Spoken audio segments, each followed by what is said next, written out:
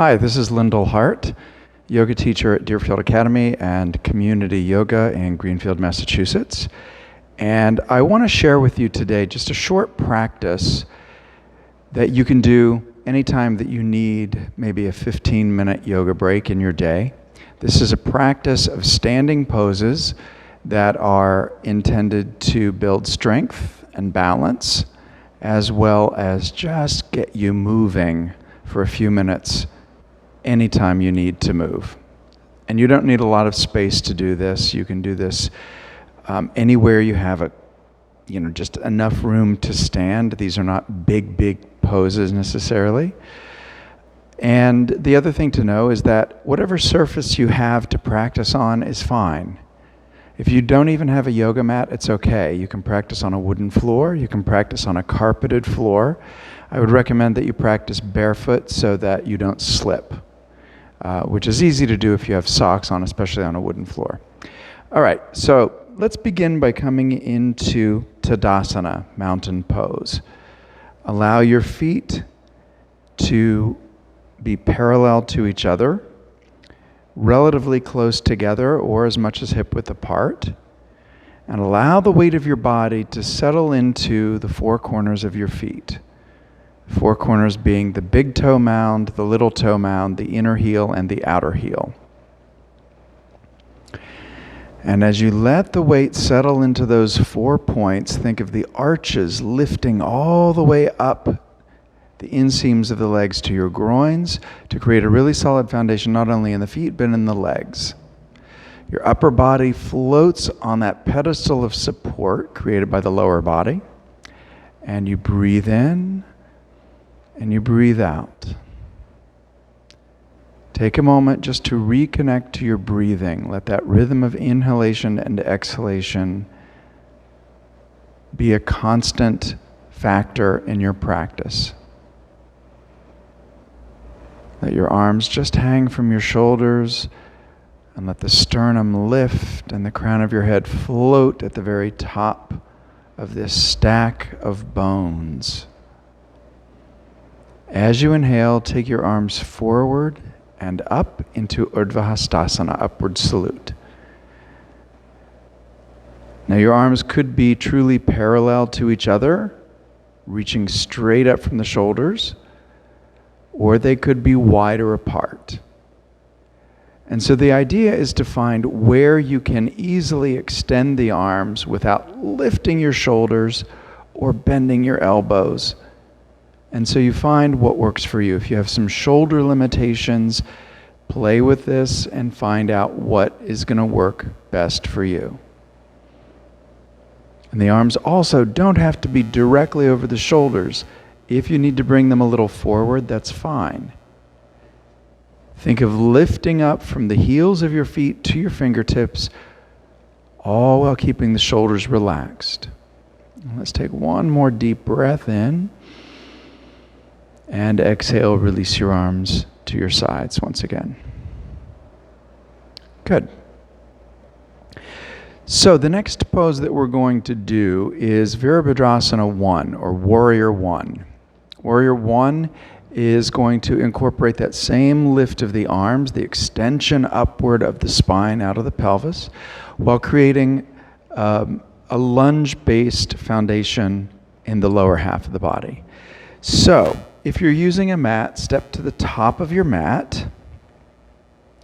And if you're not using a mat, then just make sure you have room to step back into a lunge. So I'm going to ask you to keep your right foot forward, and you're going to step your left foot back. Now, you may need to wiggle that foot a little bit more to get the maximum distance between your feet that you can accomplish. You want to try to position your right knee directly above the ankle, and your knee points straight ahead, same direction your toes are pointing. I'll show you from the front in just a moment. Once you have that front leg established, lower your back foot down onto the floor. Make sure that you turn the back foot in slightly. Usually a turn in of about 10 to 15 degrees from the parallel position, parallel to the back edge of your mat. is sufficient. You want that little bit of rotation inward, which is going to help rotate the hips a little bit more toward your front leg. And then you can bring your hands onto your rib cage and make sure that your rib cage is rotating around the spine so your chest faces forward. And then you float your arms overhead. So from the front, it would look like this. You want to make sure that instead of letting your torso face off to the side, you're bringing it to face straight ahead so that you're getting the maximum possibility of stretching and opening in the back hip. The back leg hip is really working at opening here. All right, so take another breath in. And as you exhale, release your arms down. Straighten the front leg. Bring your feet to parallel and then walk your feet in together. This just prevents the possibility of closing down the work that you did in the back leg. For instance, if you spend some time in a kind of straddle position like this, and then you step forward, it's going to shut down all of that opening that you've just been working so hard to create. So that extra step of bringing the feet to parallel and then walking them in together preserves that openness. Let's take Warrior One to the other side. So you're going to step forward again to the front of your mat. This time, you'll step your right foot back into a lunge. Adjust the distance between your feet. You're working toward bringing your front leg thigh parallel to the floor as your shin is perpendicular to the floor, a 90-degree angle in the knee. Now that's the maximum that you would go to. You might find that you have to have a little bit more of an angled thigh. You may not necessarily be able to drop right into that deeper bend, and that's okay. Make sure your back foot is angling slightly forward, and you rotate the rib cage and the chest toward your front leg, making sure your left knee and toes are aligned with each other, and then you float the arms overhead. And you breathe. Keep the shoulders relaxed. As you're reaching up through the fingertips, imagine that you're sweeping up energetically from the back foot through the leg and torso and arms to the fingertips. Let's take one more breath in. And exhale, release the arms down, straighten the front leg, bring the feet to parallel, and walk your feet back in together. As we take the next warrior pose in a minute, I'm going to give you some additional pointers for how to set up the distance between your feet as well as the positioning of the feet. Warrior One gets us into that position. We'll fine-tune it a little bit more in just a moment. The next pose that we'll do is called Utkatasana, also known as chair pose in English. So for Utkatasana, we're going to do this a couple of different ways. The first way is by bringing your feet all the way in together. So if it's comfortable for you, you want the inner edges of your feet touching wherever they can. Because in a minute, when we bend the knees, we want to hug the legs together as if you were sealing the inseams of the legs. Now, if that's not comfortable for your feet, if the ankles press together uncomfortably or the big toe knuckles press into each other and it's a little painful, then create a 1/4 to a 1/2 inch distance between those points, between the big toe knuckles, between the ankles, so that you can still bend the knees, hug the legs together without putting that undue pressure in those places in your feet. All right. So the way Utkatasana works is, like I said before, we're going to bend the knees and seal the legs together. Let's do just that much. Bend. And you'll notice you can only bend so far because the ankles kind of serve as brakes. They put the brakes on here, and you can't go any deeper.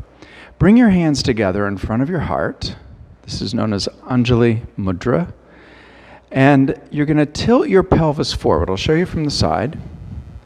Tilt the pelvis forward, and then let your weight shift back and down. So you're letting your hips drop back and down as if you were trying to find a chair that you know is somewhere behind you, and you're just going to rest your sitting bones lightly on it. As you hug your legs together, make sure that your knees haven't traveled any farther forward than your toes. You want them to be right in line above your toes. And take another breath in, and exhale.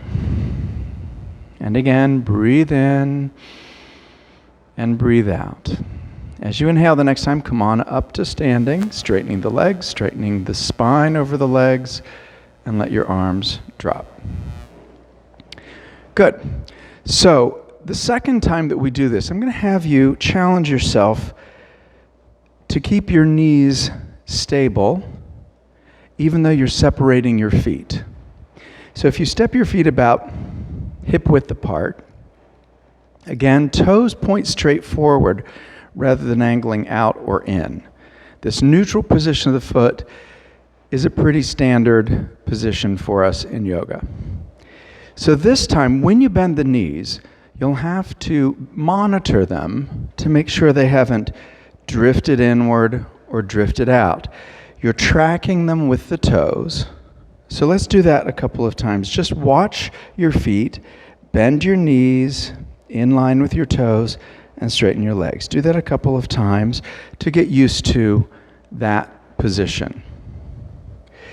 So we're going to do the exact same thing, bending the knees, tilting the pelvis, dropping the hips back. It's like you're putting a little more weight into your heels, and bring your hands to your heart.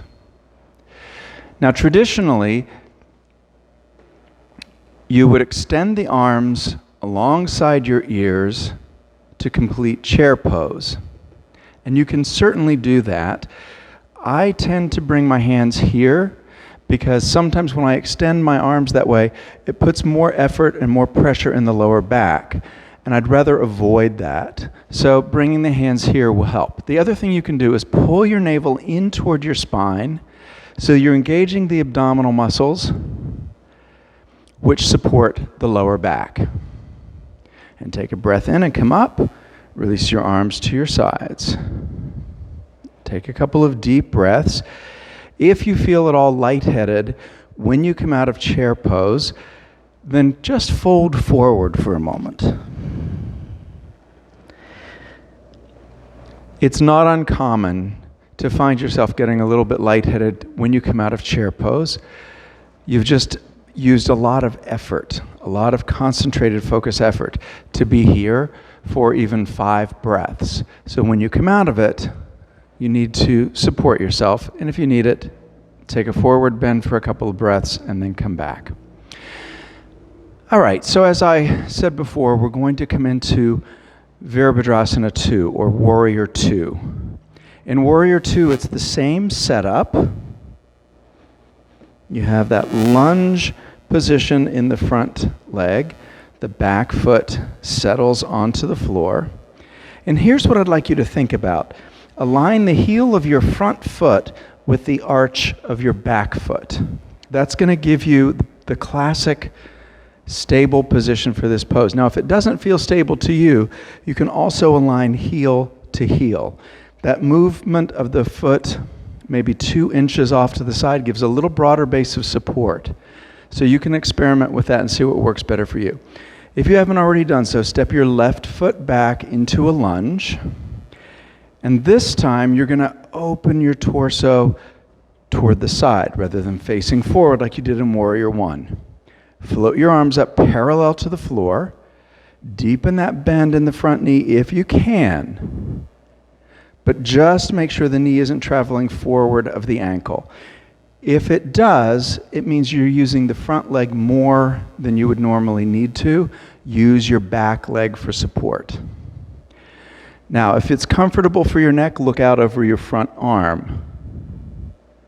Check in with your front knee to make sure it hasn't drifted to one side. Reach out from the center of the chest through the fingertips. And if that bothers your neck, shift your head position, look off to the side just a little. That will alleviate strain in the neck. Take one more breath in. As you exhale, release the arms down, straighten the front leg, bring your feet to parallel, and walk them together. And we're going to take the second side of Warrior Two. You return to the top of your mat. You're going to step your right foot back. Adjust the position of your feet until you have as much distance between them as you can maintain. Typically, for most adults, that's anywhere from 4 to 4.5 feet, depending, of course, on hip and knee flexibility, as well as your stature. If you're a little shorter, you may not have that same distance. You may have to go a little bit less.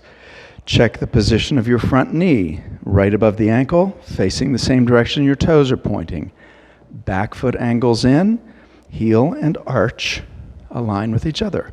Float your arms up, relax your shoulders, and breathe. Once again, you want to find the position for your head that makes sense for you. And as you spend the next couple of breaths here, think about letting the hips settle. And notice how that gives you more stretch through the groins and the inner thighs. And let's take one more breath in and exhale. Straighten the front leg, feet to parallel. Walk your feet in and come back to center. Good. All right, we're going to take one more pose in this standing sequence. And this is Vrikshasana, tree pose. Tree pose is a one-leg balancing pose. And there are ways that you can support your balance and your alignment. And I'm going to show you one of the easiest. It doesn't require any props. It's just a different positioning of the foot. So, traditionally, tree pose would be done like this. Foot on inner thigh, arms extending up like they did in upward salute earlier. But that doesn't work for everyone. So you may find that you need to adjust the position of your foot in connection to your leg. You might have it on the inner calf instead of the inner thigh. Or you might even do the pose with the toes on the floor and just the heel contacting the inner edge of the leg. So you have choices there, and you may have to adjust them once you come into position. So here we go. We're going to start with the left leg as your standing leg. Come up onto your right toes, pivot so you open the knee out to the side, and then bring your foot up, if you can, to the inner calf or the inner thigh. Now, if your balance is off and it doesn't feel like you're going to stabilize, bring the toes to the floor. Press down into the toes and let that also be a way of lifting upward so that you're taking less weight in your standing leg hip. Good. All right. The higher the foot comes on the leg, the more you want to press the leg into the foot so that you keep yourself aligned through the central axis of the body. And then bring your hands together in front of your heart for just a moment. This is a great option. You do not have to extend your arms overhead. That is just one other option. This is the traditional position for the arms. Again, you want the shoulders to stay relaxed.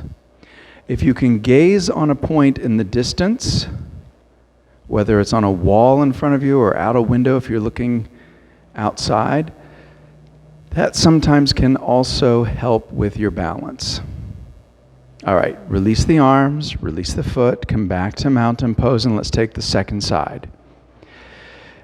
Lift your left heel, pivot on the toes, and then either keeping the toes on the floor, coming up to the inner calf, or the inner thigh, press the leg and the foot together, but let the leg dominate. If the foot dominates, it's going to send you off center, and it becomes harder to balance. Think of condensing energetically into that midline of the body or the central axis, and extend the arms or bring your hands to Anjali Mudra. And breathe. Find your focal point in the distance. Another thing that can help you is pulling your navel in to engage your abdominals. Take another breath and exhale. Release the arms and the foot. Come back to mountain pose. And that's your standing sequence. A quick 15 minutes or so is a great way to support your well-being. Check in next time for another 15-minute class, or sometimes a 30-minute class, sometimes longer. Namaste.